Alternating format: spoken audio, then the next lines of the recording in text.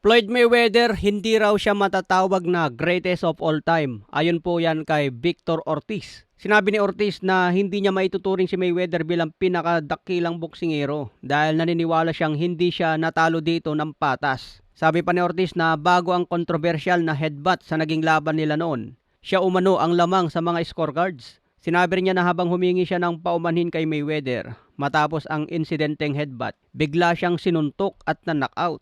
Sinabi pa ni Ortiz na kumita at mas naging sikat si Mayweather dahil sa naging laban nila. Pero nanindigan si Victor Ortiz na hindi siya natalo ng patas na paraan. Naniniwala siya na trinidor siya ni Floyd Mayweather. Kaya hindi raw niya masasabi na si Mayweather ang greatest of all time. Pwede rin na makabilang umano si Mayweather sa mga listahan ng GOAT. Pero yung pinaka greatest of all time talaga, bagsak daw ang score niya kay Mayweather. So hindi po matanggap ni Victor Ortiz na natalo siya kay Floyd. Dahil tinawag nga po niya ito na duwag na boksingero. Pabor ba kayo kay Victor Ortiz mga boss? Tinawag niya na duwag si Floyd Mayweather. Dahil nga sa estilo ni Floyd Mayweather na boxer type talaga.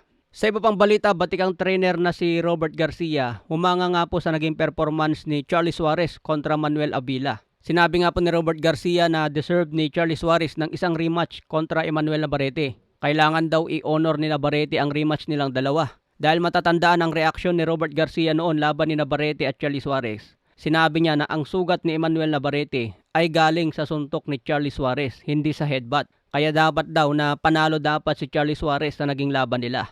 Kaya kahit kapwa niya Meksikano si Emmanuel Navarrete, hindi siya pabor sa naging desisyon ng laban nila noon. Kaya dapat lang daw na i-rematch ni Emmanuel Navarrete ito. Hindi niya dapat takbuhan si Charlie Suarez. So abangan natin yan mga boss kung maikasa ngayong taon. Sayang naman kasi ang pagkakataon na ito para kay Charlie Suarez. Pagkakataon na niya na maging world champion. Sa tingin nyo mga boss kung mangyari ang rematch, mananalo na kaya ng malinis si Charlie Suarez? Samantala, Weljan Mindoro laban nga po ngayong August 29 kontra Carlos Ocampo. May kartada ito na 38 wins, 26 KOs, may 4 na talo, isang Meksikano. Ayon sa interview ni Mindoro sa Paukas Sports, sinabi niya na may matutumba talaga sa laban na to.